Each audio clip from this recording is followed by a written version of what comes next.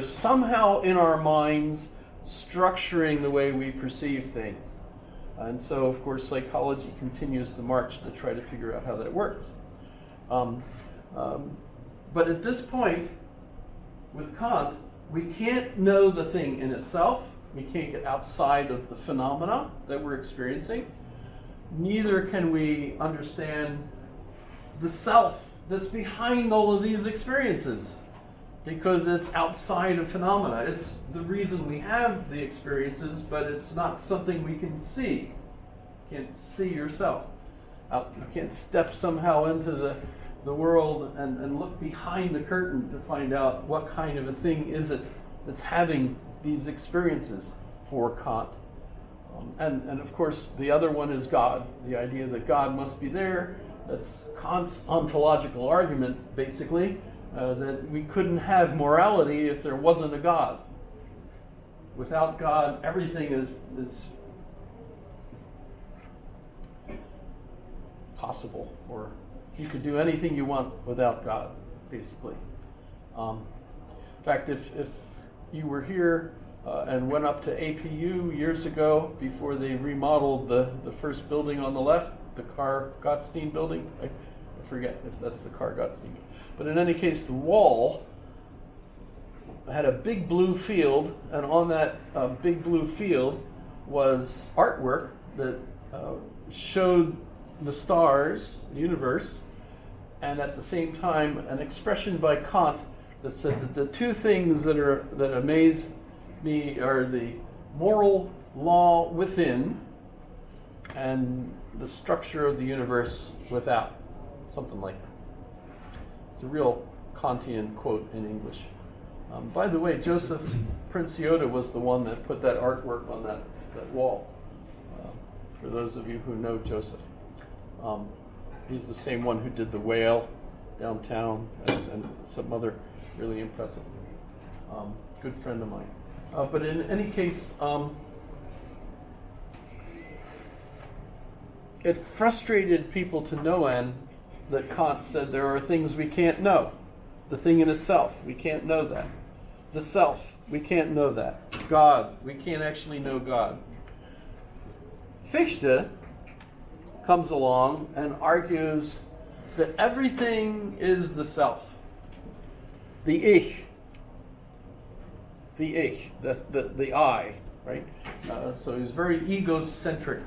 And at the time, this became a very popular philosophy, and Fichte became a desired professor at lots of different universities. The University of Vienna lucked out and got him, attracted him, and so he came there. He was a hero for approximately a year, and it all went to his head, and then he turned into such a selfish-centered maniac that everybody started to hate him. And before the second year was up, he had to leave. But for that year, he was so exciting, and everybody was really thrilled because he seemed to have the next answer after Kant. And in fact, Kant kind of led Fichte into that because the first work that Fichte did, he did anonymously, and Kant was the one that helped get it published. As a result, a lot of people thought Kant was actually the author of that first piece, not Fichte. But it was a very radical piece and very anti-religion in some ways, very, very unorthodox. And Kant got some bad feedback, and as a result, he had to quickly come out of the off the stage and say, hey, I didn't actually write this. The author of this piece is Gottlob Fichte.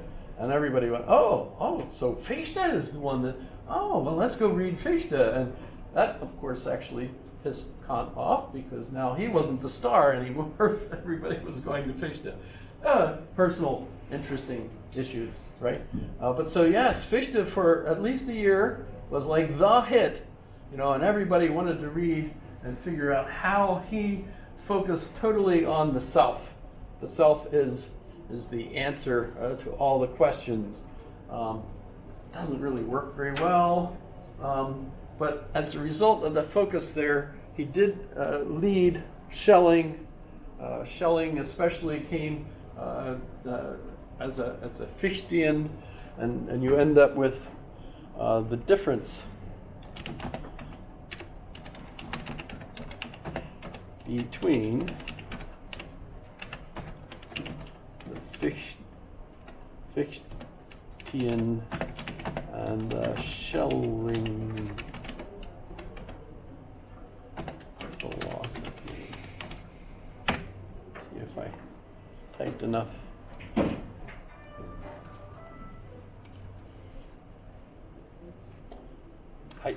It is puzzling, by the way, to me that this is all on the Marxist website. I think it's out of the United States, so I don't know. But so, what's the difference between Fichte's and Schelling's system of philosophy? Notice that this is Hegel's.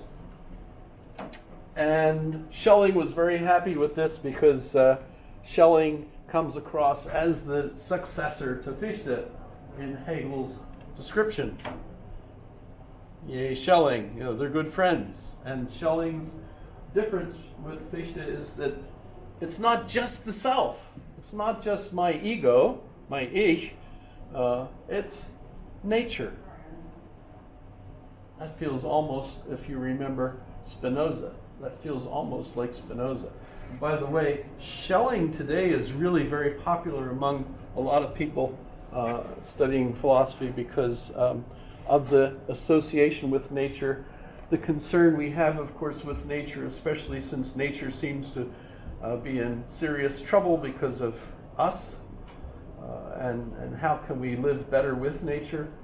And Schelling has become really quite interesting to a lot of people as well. And let me show you Schelling as a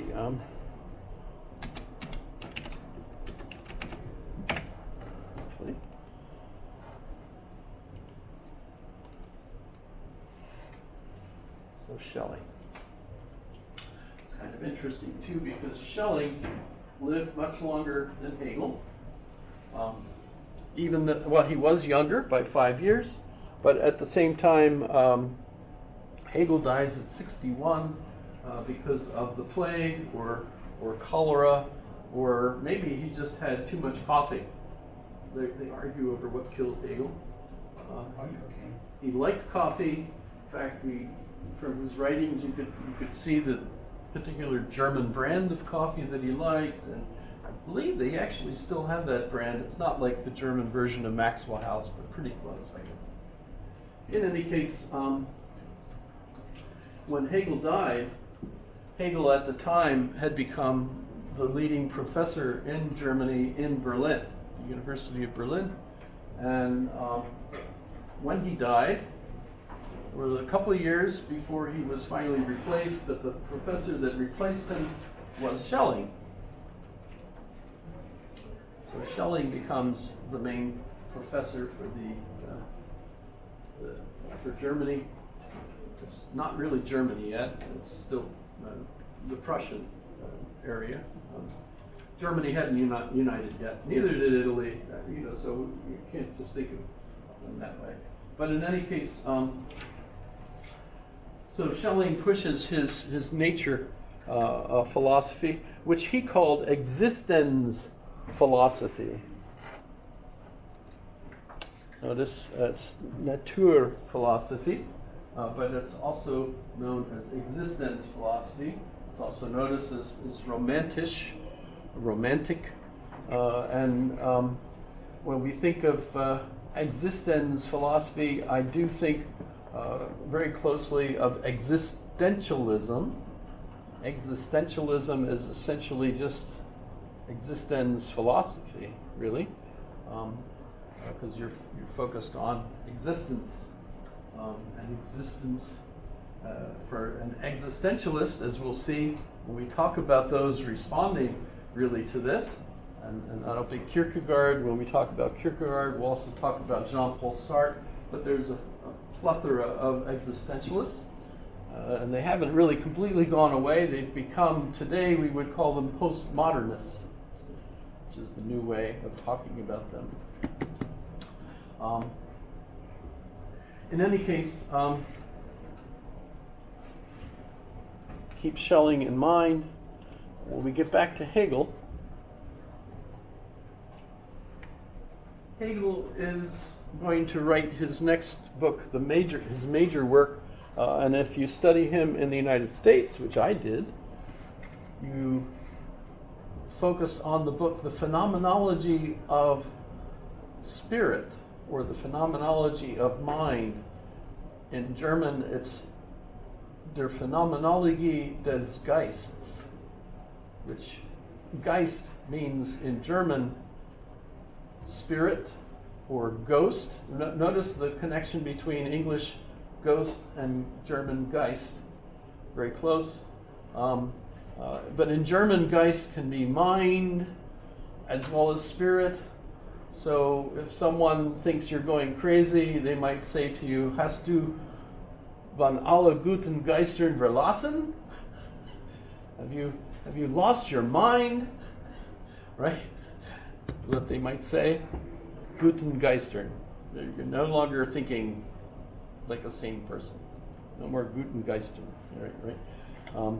Notice we also say Weltgeist, which is world spirit or world soul, you might say. Not to say collective consciousness as our species. I think so. And the quiz question for today is, who did Hegel call the world soul on a white horse? I think it's a representation of our universal consciousness and eternal transcendence. That was my answer to your question. Of course, David's been reading ahead. Are you guys all with him on that, or?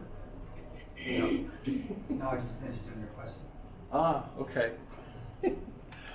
Actually, on this page, right here, you can see, by the way, this didn't happen, so this isn't like a picture of an event. But notice that is Napoleon on a white horse. You can tell he barely gets over the top. And this is supposedly Hegel with his manuscript ready for the mail. But just what, a cog or messenger in the whole ordeal without knowing that he's part of it, right? Napoleon? Huh? As referenced in the reading. As far as I know, Napoleon, at least up until he was exiled, didn't read philosophy, as far as I know. No, I mean, in the reading they're referencing him as just another tool used to push our overall journey, or ourselves on this overall journey. And he's unaware that he's part of that. Well, I think he was very fully aware of his. He's fully aware of essence. himself. Yeah, and the change that the code that he forced on Europe was called the Napoleonic Code. Right. And he also crowned himself emperor, taking the crown from the Pope, putting it on his own head to indicate he wasn't becoming the emperor because of the Right, Pope. but is that what Hegel's depicting as Napoleon on that white horse, or is he showing power and collective consciousness on the white horse? Well, this is called the great man issue of history. And one way that people approach it is, if we don't have these significant individuals that kind of lead history, Churchill, without Churchill standing there in England and leading England away from surrendering basically to Hitler, would history have changed? I mean, we have movies thinking about what would it have been like if the Nazis took over and we didn't have, the modern world the way it is. So the great man question is, without that particular Churchill, would things have changed, or would things have forced some other individual to become Churchill? Now, you see, there's the problem is a significant individual. Well, that example does that give us something to aspire to, or form our own opinions on, right? Because if we don't have we're examples trying to like that, make then we just opinions go with about the that. status quo and never fight the system, right? plus history is the way it is and not another way. Right. And so these individuals were there. Napoleon was clearly there, and the Napoleonic Code is still essentially the basis for European law. Yeah, I'm just trying to find the symbolism. So, wow, yeah, that's a fascinating question there. But what is the Geist, really? What is the spirit? What is that social spirit that he's talking about? This is a new idea here.